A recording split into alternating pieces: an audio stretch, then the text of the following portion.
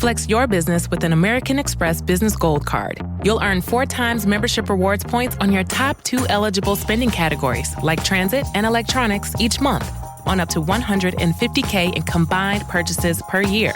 Plus, you can now earn 3 times membership rewards points on flights and prepaid hotels booked on AmexTravel.com. Terms and points cap apply. Learn more at AmericanExpress.com/business-gold. Amex Business Gold, built for business by American Express. This episode is brought to you by Amazon. Sometimes the most painful part of getting sick is the getting better part. Waiting on hold for an appointment, sitting in crowded waiting rooms, standing in line at the pharmacy, that's painful. Amazon One Medical and Amazon Pharmacy remove those painful parts of getting better with things like 24/7 virtual visits and prescriptions delivered to your door. Thanks to Amazon Pharmacy and Amazon One Medical, healthcare just got less painful.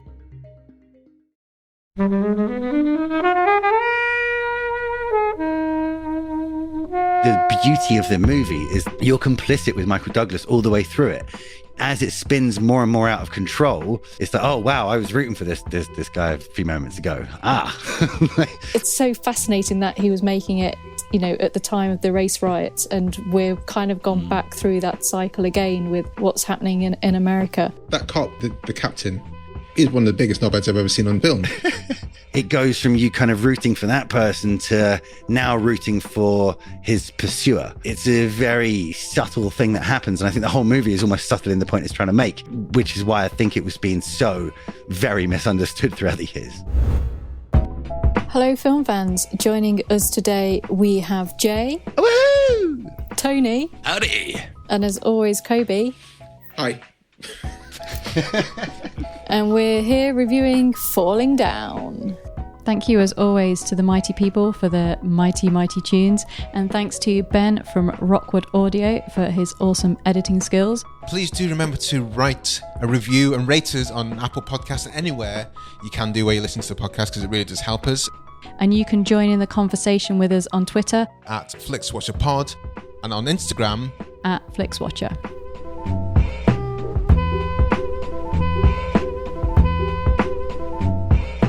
Hello everyone, welcome to this episode of Flixwatcher podcast. Joining us remotely today we have Jay and Tony. If you please can say hello to our listeners and tell them a little bit more about who you are and what you do, please. Sure thing.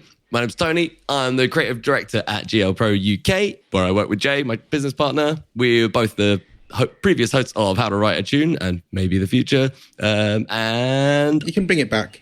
Back. We've never taken it down, so we should. It's on a short hiatus. Yeah, and I run my own podcast called Bones Knows occasionally. As Tony said, I'm Jay. I'm the managing director of GLProUK, his fearful business partner, and I also the host of the Jaylee Show, the narcissistic named show where I interview a bunch of people across different business sectors and talk about what makes them tick.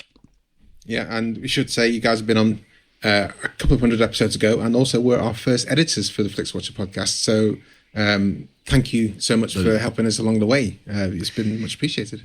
It's one of the real joys of what we do is for the last 5 years, we've literally just helped a lot of people start or continue on different kind of journeys of creativeness. And that sounds all really highfalutin and kind of crazy, but it's amazing to talk to people who start little journeys like this. Flixwatcher, when it happened many, many years ago, and it's still kicking and screaming and has become a behemoth in compared to, when you had little old me and Tony on, desperate for guests back in the day. Now people are clambering over themselves.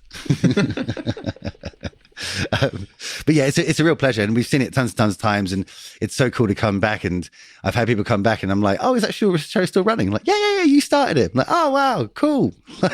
How great. But there's so many little bits and pieces like that we have all over the world, and it's great to see them and know that we've got a little stamp on things at the back. Like you're proud parents of loads of pod babies that have gone off into the world, and you don't have to look after them anymore. You can go, off you go. Go out into the world, my pretties. And as someone that edits a lot of podcasts, this is one of the less dry ones that's actually enjoyable. So good on you. That's a hell of a compliment for Tony right there. Thank you so much. That's great. Well, we're here talking about films. and in particular Falling Down, which was your choice, Jay. Can you tell us why you chose Falling Down and give us a synopsis in less than 60 seconds? So Falling Down is a movie of a guy having a very bad day. That day is oh so bad because he encounters all the little things which upset us on a normal daily basis. However, he's quite clearly in the throngs of a massive mental breakdown. Conversely, at the same time, we have almost his counterpart, a cop who is ultimately investigating him. And throughout the course of the movie, both of them go on very similar arcs, kind of from the light to the dark and vice versa. I picked this movie because I think it's heavily misunderstood. And then rewatching it, kind of understood why. But it is such an impressive out-the-box performance from the director and from Michael Douglas. And it's not what you would expect from either of them if you were to look at a catalogue of their work. I think Robert Duvall has also got a good part of that performance there. But what do you say? Can you explain what you mean by it's been misunderstood? That might fuel a bit of our discussion going forward. So, I mean, as soon as I put it on and was watching it, I was suddenly struck with like, oh, wow, this is racist every single moment it gets a chance to be. Someone is racist to someone else. And when I started watching it, I was like, okay, well, maybe this is just of the time and that's what it's trying to do. And I can understand why people watching it, it's really shocking. Everyone is, it's homophobic, it's prejudiced, everyone's got a bad opinion of everyone else. However, when I looked into it a little bit more, this movie was stopped because of the LA riots. They had to stop filming because of it. Oh, wow. Okay. Because there was so much charge. LA itself was that real charged, heightened, scary kind of place. Ultimately, you're also kind of made to like this main character. But I feel that that's great. And I think that's why people dislike it. They feel like it's a homage to this guy who's like what's the Bronson movie, Death Wish. It's like some guy righting wrongs. Oh yeah, I wish that I could tell McDonald's to give me a McBreakfast later than whatever the time is, and he's kind of doing these things. But when you look at it, it's terrible acts to people who no one really deserves it. But I think it's the beauty of the movie is the fact that Joel Schumacher is basically putting, like, you're complicit. You're complicit with Michael Douglas all the way through it. You're with him and his character, D-Fens, but you're with him and going through it. So even at the worst moments, you kind of want him to win, and then you hate yourself for it because you're like, oh, this isn't a good guy.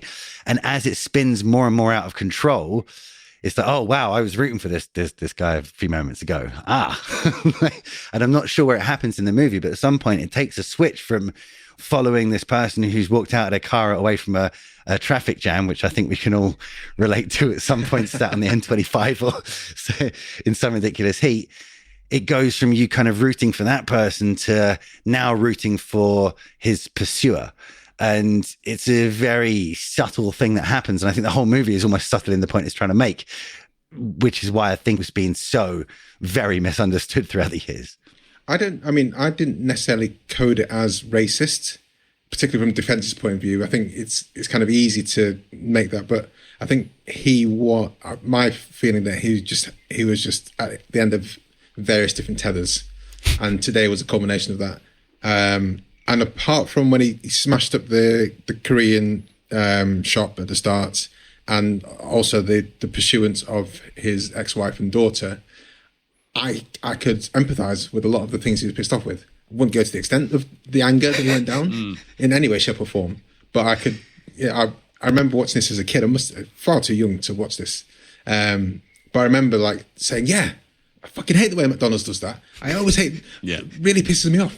Traffic jam, traffic road works. It is all the things that all the things that happen to him along the way are like regular everyday things that people don't like. That's why, and that's inevitably why he becomes very relatable, right? I think it's like that guy in the park who's just like, mate, oh yeah, I drove here, ran out of petrol. I just need some money to get some petrol. Okay, give me a driver's license. Why do you? Oh no. Oh.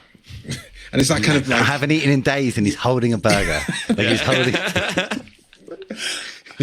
Help me to help you. Just give me at least a useful lie to kind of work on. But yeah, And also, then you have the worst. I think everyone's on his side when he goes into the kind of not the SAS shop, into the army surplus store, and that guy's like, "Oh, here's the Cyclone 4 that killed all the people in the Holocaust." And you're like, well, equally shows he's like when he says, "I'm not one of you. I'm not on your side." So he does. He draws the line, draws right? a big line, but then does kill him quite happily. Helen, Tony, what are your thoughts on D-Fens? I think this film is fascinating. It's so interesting. There's just so much going on. Revisiting it now, I'd seen it quite a few times when I was younger, but yeah, why was that? I've no idea, because like our parents just used to let us watch Certificate 18 films and let us just get on with it. Was it just on TV quite a lot though? Well, I think Michael Douglas was incredibly famous when it came out. Like, he took a massive pay cut to make the movie. So it's probably a case of like, we can't get Romance in the Stone and Basic Instinct's too expensive, but we can buy Falling Down and repeat it 3 times this year. Fair enough. Sorry, but I guess also like, Joel Schumacher was kind of making films we were watching then, like Lost Boys. We would have been like, hey, we like the Lost Boys. Again, we should not have been watching that. But like, parents are like, well, you like the Lost Boys, so you'll like this one because it's by the same director. I don't really know. So your parents were the early Netflix, is that what you're saying? Yeah. It's like, yeah, of course you can watch an 18 certificate and you're only 12. It's fine. It's okay. It'll be all right. But yeah, I think it's so interesting. And I think people's reactions are really kind of split. You're either finding it kind of like a fascinating film that watched through today's eyes is just basically, he is, the Trump voter. He is, the white middle class America who is blaming immigrants for their own failings. And, they're pissed off with the economy. They're pissed off that Coke costs more than it did. They're pissed off with everything, and they fail to see that actually they're part of the problem. And it's just so fascinating. I think watching it now, I think the film overreaches in trying to make him kind of an empathetic character, because I don't feel sympathy for him at the end. I don't know whether we're meant to. No, I kind of feel as though the film is a little bit like, he's having a mental breakdown. This has been happening for a while. Like, we should kind of have sympathy. But then I'm a bit like, well, he's seeing it now as like he's the Trump voter who is very, very, very dangerous. We shouldn't sympathise. We should kind of, they are a dangerous force, and not to kind of be brushed off as like, oh, well, they had mental problems, because that's what we're doing when, they storm the Capitol with guns, or, so it's so fascinating that he was making it, at the time of the race riots, and we're kind of gone back through that cycle again with what's happening in America. I just think it's really fascinating. Kind of really easily dissed as being like a crap director, and I was kind of looking, he's made some like really amazing films, and I think when he died, people kind of forgot that, and the whole Batman thing, Batman Forever, wasn't it? Yeah. Nibbles. And I think it's a real shame, because he's made some really kind of intense kind of thrillers that are pretty good. Didn't he start directing like really late on in his life as well? So for me, that's kind of a template. I'm like, well, I can still do this if I. It's going to inspire really you. Want to. I like the idea of like boxing him in as a Trump voter. I think he probably is. But when I was watching, he kind of came across as like a reverse incel, in that obviously he's had a relationship, but now he's not getting that relationship, and that's a lot of what's driving him to the mania or to the destruction he's going through. But I think certainly he would have been a Republican voter. There's no two ways about it. Right. Definitely, I empathise with his angers, but didn't sympathise with the fact that he gets killed at the end. Tony. No, I think you pretty much all nailed the reason why the movie is compelling. There is that it's a bit confusing, right? It's it takes you one way, but also you're very much not there. You're not with him, but you are sort of with him for points. And I do agree. I think it's interesting that I hadn't put the Trump voter thing together while watching it, but when you say that, immediately it clicks together, right? It's perfect. It's a perfect analogy, actually. The only thing I would say is that there is a you couldn't make that movie now about that Trump voter, I guess is what I'm going to say. It would be so different now, and you wouldn't get that. Like you say, you wouldn't get the empathetic side of. You wouldn't get even the attempt to try and empathize with that character. I think no one would make that movie, right? I think that in itself is interesting. So which were the bits where you guys felt empathy for him? Mostly towards the beginning, right? Because it deliberately does that, where it slowly tapers into him being, oh wait, maybe I don't side with this character. But it's McDonald's not serving breakfast. Yeah. It's there being roadworks and shooting the bazooka down the hole. You know, like the reaction isn't like you say. I'm not with him there, but we've all been annoyed by these things. That's for me. That's really where it's at. I mean, when he gets when those two gang members stop him and try to take his briefcase, and he fights them back, and I'm like, yeah, come on. And then he learns how to use the butterfly knife. It's a bit, he could have thrown it away. Yeah. But he makes his choices. He keeps the guns. He keeps the knife. So he's obviously... the bag of guns is a big turning point, really, I guess, isn't it? Yeah. And the boiler suit, like when he puts that on, like it's like, oh, you mean business now. Yeah. Ditch the tie, you're in full commando boiler suit time. I think that's one of the reasons that, it might not be empathy, but one of the kind of reasons that you're almost rooting for him. It's like a video game. He goes through different bosses and levels up and gets a weapon. He fights the Korean shop guy and gets a bat. Yeah, and the then whole chicken. Fights the two thugs and he gets a little butterfly knife, and then he fights them again and gets a bag of guns and kind of levels up each time. But I'm with you, Helena. There is just a flip at some point where I'm not rooting for him at the end at all. Like I'm actually not rooting for him at the end. And I think there's a wonderful little piece of dialogue at the end when him, D-Fens and Prendergast are talking, and he says, like, I'm the bad guy? Yeah. Like, when did that happen? And I think it's just what an amazing thing to get to. Like he's had a breakdown. He's snapped completely. And almost the reason I feel empathy for him is he doesn't necessarily start anything. In each encounter, it's someone else who starts it. Sure, he tends to finish it in some ridiculous way. But I get the feeling this is a guy who's been stamped on his whole life. Someone who's never really stood out for themselves and has had this kind of like bubbling anger to the point where you kind of find out as the movie goes along, maybe he was only like that with his wife. Because she's actually got a restraining order against him already. So was he this guy who was just stamped down, government job, angry at home, and is finally now pushing back and doesn't know how far to push back? He doesn't know what the push is. Like he doesn't know, oh, okay, it's too far to kill someone. Well, I've killed someone now, so... Stopped caring is probably more than doesn't know, right? I think when you were just saying that then, I thought one thing that came to mind is like, it's like Curb Your Enthusiasm, but with more guns. If Larry David absolutely empathised with why he's angry at stuff, but Larry David goes ballistic and shouts at people, never pulls a gun out, a butterfly knife or a baseball bat, starts smashing things up. So that's the line, maybe. Yeah, and the tone of the retort. Yeah, but that's of its time, I guess. Is it though? I don't know. I don't like giving that excuse. It's of its time. Everyone was like that back then. Nah, I think some of the female characters are definitely of its time. The kind of the nagging wife, and there's clearly something with his relationship with his mother and his wife. So there's the reverse incel. There's clearly problems with women stemming from that, and I kind of sort of forgive some of the nagging wife kind of bits like that as of its time. There's a lot of films that are much worse than that.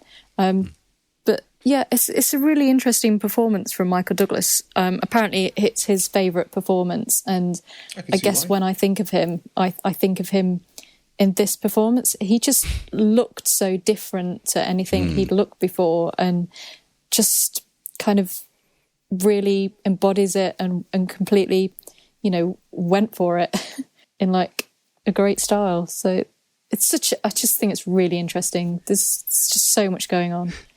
Well, I love the relationship, or the fact that it's probably the same with, there's the old cliche of Prendergast the cop. It's his last day. Yeah. It's always a cop on their last day, right? I'm too old for the shit. Yeah, right, exactly. I watched all of those movies and I love them because of it. But I think Robert Duvall does a great job of actually bringing some nuance to that character. And, you know, he's got a nagging wife at home, or a wife who is suffering some serious mental issues. And interestingly played by, I can't remember her surname, but her name's Tuesday, she was a massive sex symbol back in her youth. Tuesday Weld, I believe, but a huge sex symbol. So interesting that the narrative is kind of like, this was a beautiful woman who has stayed at home the whole time, and she's now where she is now, and she wants to move away and take it. And that's kind of like why she's lost it, is almost a little bit autobiographical, or you know, for the actress as well. So when I watched that, I was like, I remember her from movies. Okay, that's a little bit more of an important piece. Whereas I think when I've watched it before her, I was like, oh, she's nagging him. Why won't she leave him alone? And which is very much he's coming home. It's his last day already. Just let him enjoy, you know, time with his friends. Let him have the last beer, kind of thing. Have a few beers. Everyone should have a few beers on the last day. But I love the fact that they both seem trodden on. Prendergast seems trodden on. D-Fens seems trodden on. They deal with it in very, very different ways from this very bad day. And by the end of it, Prendergast gets to a point where actually he fights for his wife. He punches a co-worker because they're rude about his wife. He also tells his wife off, which, when you're watching it thinking she has a mental health issue, doesn't seem very nice at all. But in relation to the movie, is like a win. Yay, he's got back his like life and manliness. Such. And his manliness, yeah, I guess. What about that cop, the captain? He's one of the biggest knobheads I've ever seen on film. I mean, typically cop captains aren't the nicest guys, but he was just like the worst. Didn't care. Yeah, for no reason. I've always hated you. You don't swear, that's why. I'm like, yeah. But was he a good cop though? There's no reason. Did he solve crimes? You're the one with a boxing bag in here. Like, you know, have a shower. Jeez. Yeah. That's the weird thing about 80s films, wasn't it? That people had like treadmills in their own offices, and then they just put the shirts back on and sat back down again. And after 5 minutes on a treadmill, I'm like, I need to like some time. First of all, to cool down, and then shower, and then before talking to me. And these guys are in LA as well. Hold a conversation, yeah. And when I can hold a conversation, you're not going to want to have a conversation with me. I'm going to need like an hour and a half there. Okay? Anything else, guys, before we head to the scores on Falling Down? I know we touched on the Schumacher filmography, but I do think there's some more there to be picked, because I do I mean, The Client's an odd one that I thought about. I remember that movie. I remember there's probably one of the first like legal movies that I really enjoyed as a kid. And Tommy Lee Jones and the Grisham movie, right? Yeah, Susan Sarandon, that one, isn't it? Yeah. Like, I didn't ever associate it with him, because at the time I probably didn't even know who Joel Schumacher was at that age necessarily. But looking over it, I was like, there's a bunch in there that are great in amongst Phone Booth and Batman and Robin and those sort of movies. So it's Phone Booth one that's I don't know, looked down upon. Love that movie. Yeah, I think it's great. And Time to Kill, which is one of my favourite Matthew McConaughey performances. And I saw Tigerland recently, which really surprised me. Was that Schumacher as well? Yeah. That's fucking... Yeah. That's the first time I saw... Colin Farrell. Yeah, Colin Farrell, and I was absolutely blown away. It's a good kind of like war film that I was really surprised. It's actually really good and really interesting, quite short as well. And yeah, just really surprised that it was actually really, really good. And I'd kind of written him off as being a bit trashy and a bit cheesy, which it's all because of Batman. I think that's what the Batman, had done to him. It's such a shame. The power of the McDonald's toys, right? After Batman Returns had all those little penguins and we all fell in love with those toys, it just destroyed the franchise. Now all of a sudden they got to be campier, bigger, more. It's going to need colourfuller toys. It's a shame, because I honestly think this, after Joel Schumacher's died, and it was all of the reports, it was the Batman and Robin director, or this director, and I was like, this is his greatest movie. This is an incredible piece of a piece of it's like a time capsule for LA in 1990. I'm sure it's hyper kind of visualized, but this is his greatest piece of work, in my opinion, and no one mentioned it at any point. And instead, they're leaning into absolutely the one thing that we all agree on is a monumental failure. Do check out Tigerland, because I thought I've not seen it since it first came out, but I was like, holy shit. On the list. Guys, let's head to the scores. Hello, folks. I'm Sam. And I'm Martin. And every week for the last 5 years, we've got together to talk about the musician Tom Waits. He's a gravelly voiced singer that sounded like he doused his vocal cords in bourbon and set fire to them with a cigarette, and wrote such classic songs as Way Down in the Hole, Downtown Train, Jersey Girl. He's also the gravelly-voiced actor from films such as The Ballad of Buster Scruggs and Seven Psychopaths, both of which coincidentally are on Netflix, and both of which Kobe and Helen have discussed here on Flixwatcher. So make sure you check those episodes out, and when you have a little bit of a taste for the magic that is Tom Waits, why not head over to songbysongpodcast.com or search for Song by Song in your podcatcher of choice to listen to a little bit more about Tom Waits.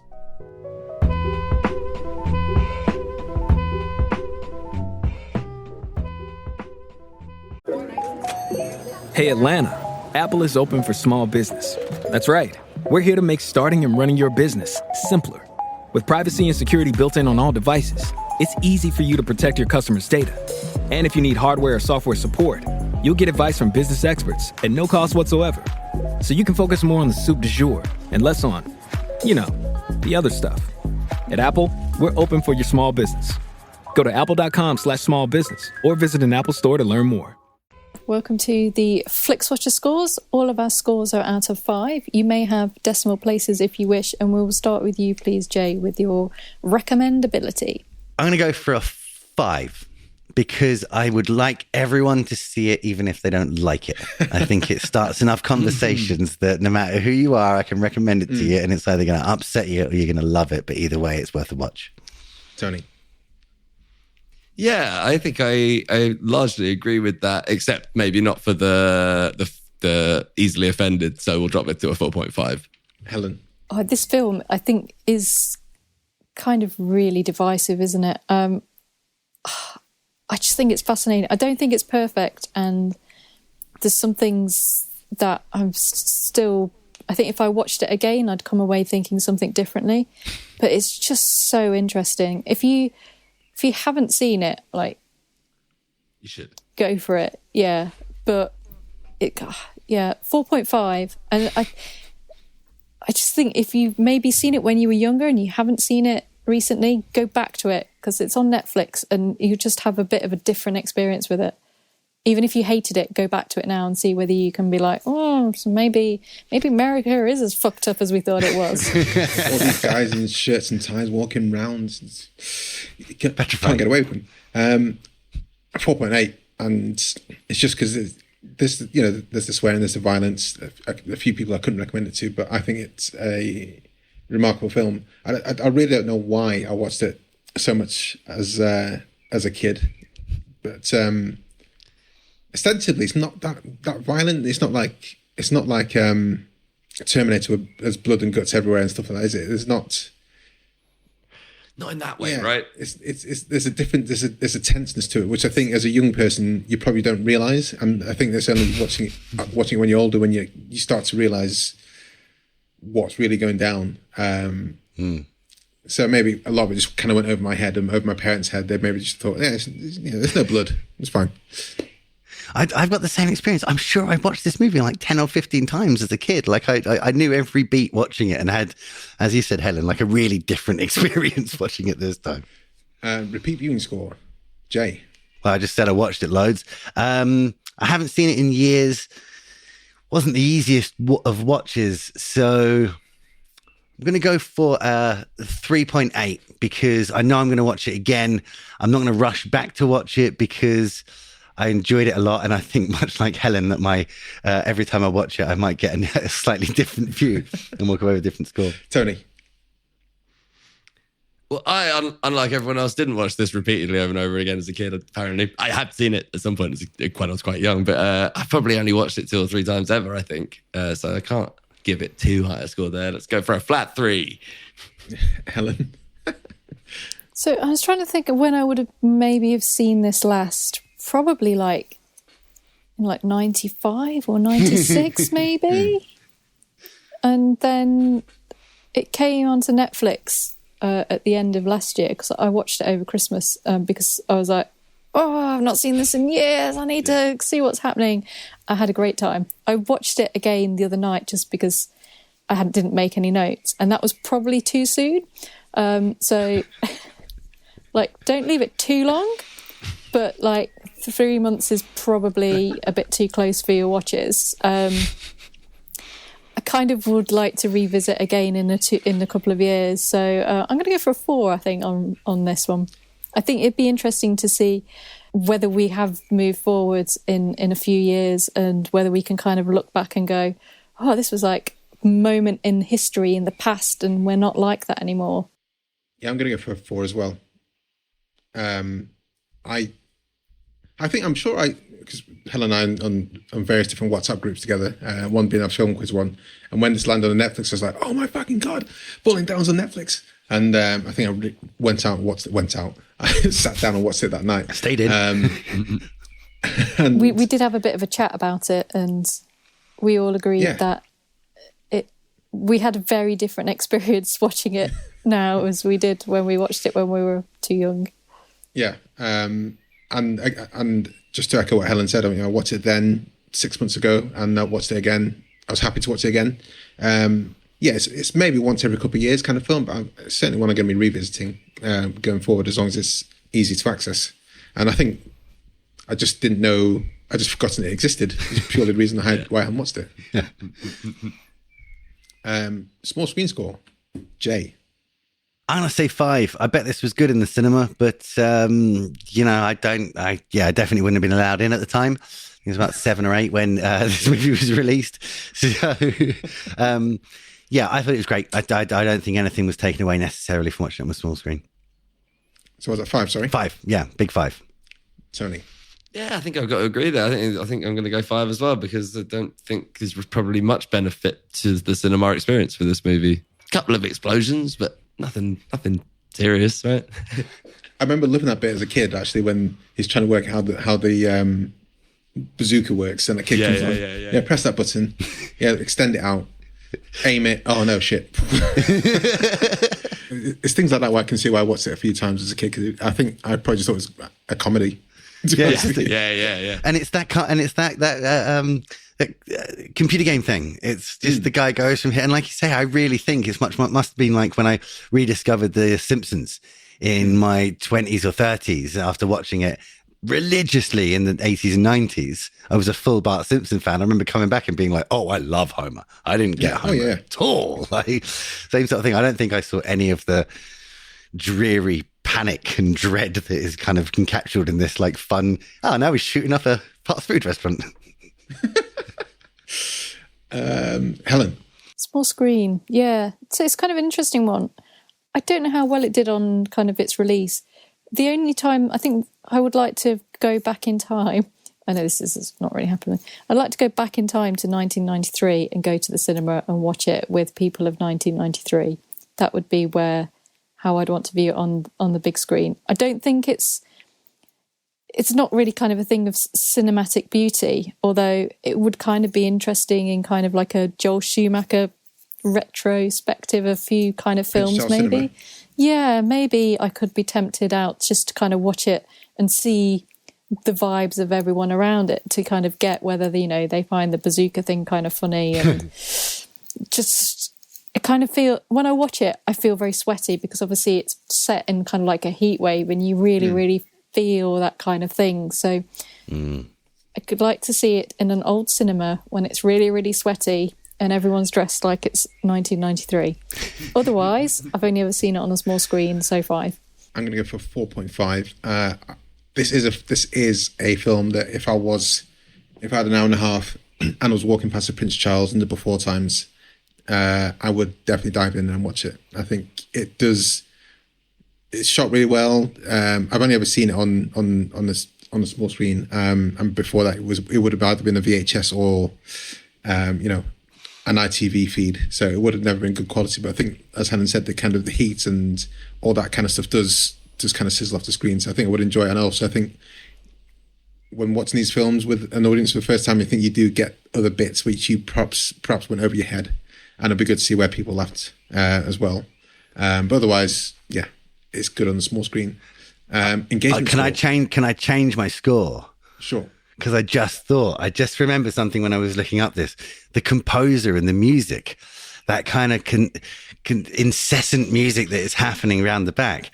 that composer did quite a few decent pieces of work afterwards, like the Dark Knight trilogy and all of Hunger Games. What, Hans Zimmer? No, this is so he did, Hans Zimmer did the arrangement, I believe, but it was all or the actual composer was James Newton Howard. Oh, yeah. And who is like just randomly. So I guess that would have been pretty awesome in the cinema. The fact that it's got that kind of the tension that would have been, because you're right. The soundtrack is really like takes you here and there and there. It's odd. It's kind of rock and roll, but without being like Jet Li's The One, cheesy rock and roll. Yeah. It's full on. I always talk about Jet Li's The One, even on films that aren't Jet Li's The One. Got a reference. Don't you talk about it every day? At least once. Hey. So what's your revised score? Sorry. So I'm going to say 4 as opposed to a 5 because I'd like to leave a nice big 1 there that I could go back into the cinema and hear that in all its glory. So back to you again, Jay, for engagement score. Son of a. I found it very hard to turn off. I found it really, really, really hard to turn off. It's so... even if I was removing the nostalgia of like, oh my God, I know what's going to happen next. If I can remove that, like, you don't know what's going to happen at any point in this movie. And I think that keeps you fully engaged for all of it. So I'm going to say 4.8 because I do think I maybe made a cup of tea during one part of it. Tony? Did have to turn it off once while I was watching it, but that wasn't the movie's fault. That was my fault, so it seems unfair. No, but I think it's pretty engaging. I'm going to go with a nice 4. And Helen? I just thought I want it in a double bill with Do the Right Thing. There we go. I was thinking that. That's going to get us to the cinema, isn't it? Yeah. Sweaty cinema, double bill with those two. Does it have to be sweaty? I mean, I'm perfectly happy with like an air-conditioned cinema. I'll just go on my treadmill in my office before I go in. Yeah, wait, of course. Punch bag. Those two in the sweaty cinema trilogy, Predator 2, just to finish it off. The sweatiest of all movies. There we go. So engagement, yeah. It's kind of a tricky one because I obviously have watched it twice in like the last 4 or so months. So my engagement this time round was obviously a little bit less. I was doing a little bit of reading, which is a shame to detract it too much. So I'm going to 4.7. I'm going for a 5. Once it starts, the fly's buzzing around in his car and he decides to leave and tells the people behind him to go fuck themselves. I'm in it. There's no two ways around it. And that gives us an overall score of 4.41250, which is stellar. Which is stellar. Yeah, that's really good. Well done, falling down. We've the redemption of Joel Schumacher. Should we head to Twitter, guys? Yes, we shall. Everyone listening, do head to us on Twitter because we always tweet about the film we're going to review ahead of time and put a little post like this saying we're reviewing Falling Down with Jay and Tony from GL Productions. Ask if you've seen it and also ask for your thoughts and a score out of 5 stars. We had a hefty response for this. So let's take a start. Jay, pick anyone you want. We had a message from Liam H. Dempsey, which said hugely ahead of its time, plus more relevant than ever. Anyone who doesn't get this film clearly does not sympathise with its lead antagonist isn't reading it right. 4 stars, which I like is because it's pretty much why I picked this movie, because I also think it's massively misunderstood. Tony? I'm going to go the other way. The Culture Bunker was not fond of this movie. The Culture Bunker, 3 stars, as it's not a movie that rewards rewatching. And I maintain it would have been better if Michael Douglas and Robert Duvall had switched roles, which is interesting. Okay. Helen? I'm going to go for Dr. Charlie Berry, Michael Douglas on enjoyably crazy form. I don't think the film is really on the main character's side, but it's still a little uncomfortable from a 2021 perspective. Fun watch, though, and they've gone for 3 hamburgers. Jay, pick another one.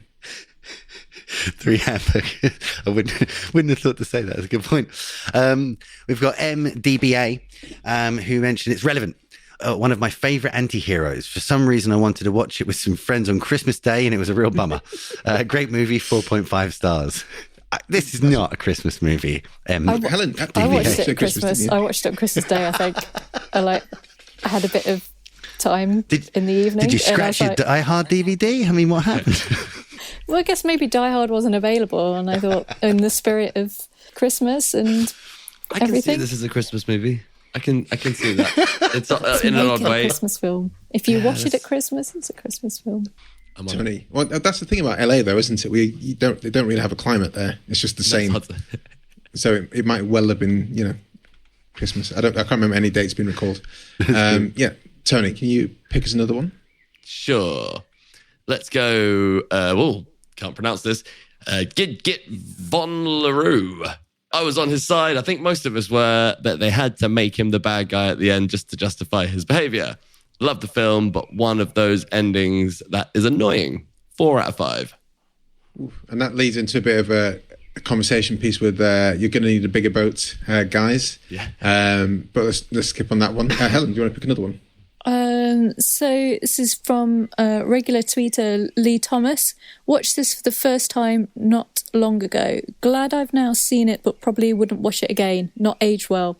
Did inspire an REM video though, and he's gone 2.5 out of 5. So interesting, a lower score for a first rewatch now. Interesting. Maybe the nostalgia's driving us through. And it's the Everybody Hurts REM video, which Helen commented on, just in case anyone is wondering. Jay, I think there's a couple more left we can pick out. Bell's Cat, just because basically that's a great handle. Mentioned, love that film. I've closely identified with him many, many times. Now, I have a feeling Bell may not have watched the movie recently. Because when we picked this movie, I said the same thing. Like, I know how he feels. He's all hot in a car. I forgot the murderous intent and kind of rampage. I think maybe one more to pick up. There's one more I can see here.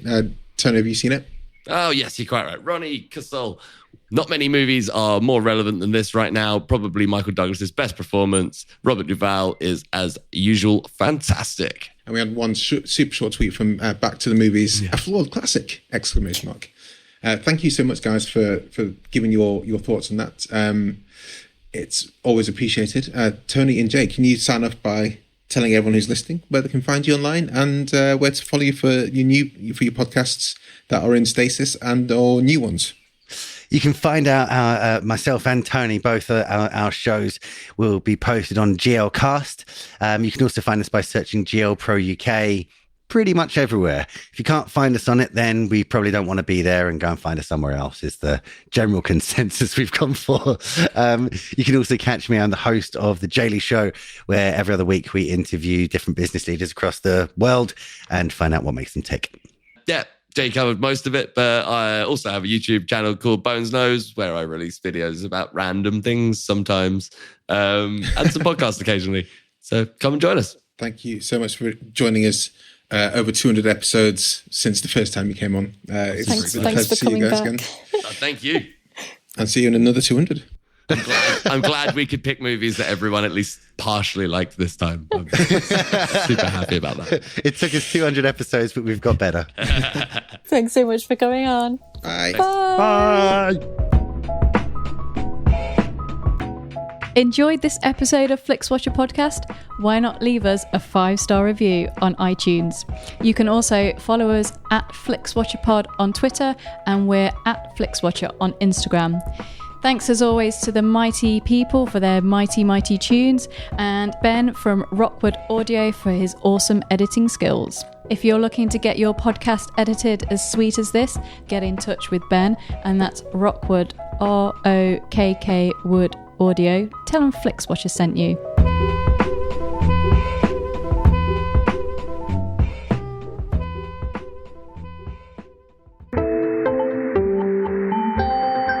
You just heard a Stripped Media production.